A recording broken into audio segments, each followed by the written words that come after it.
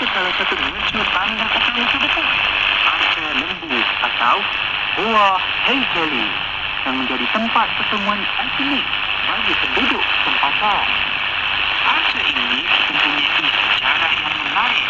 Seorang pemanah, yakni Sultan Abdul Aziz, telah menghadiri pameran pada bangsa Paris dan melihat dua arca lembu bersaiz kecil yang menarik perhatiannya.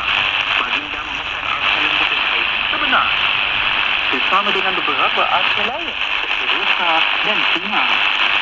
Kini, arca lembu di Alpia Kadekoi adalah salah satu yang paling terkenal dan telah berusia lebih daripada 150 tahun. Ia sememangnya layak untuk direkam dalam lensa kamera anda. Destinasi kita yang seterusnya ialah Opera Suriang, sebuah bangunan Medina yang terkenal dan antara lokasi budaya paling berprestij di Istanbul. Bangunan ini dahulunya digunakan sebagai pawaga, tetapi kini menjadi pusat pementasan opera, balet dan konsert yang menghidupkan suasana seni dan budaya Istanbul. Mari kita melangkah masuk ke dalamnya dan merasai atmosferanya. Yang membawa kita seolah-olah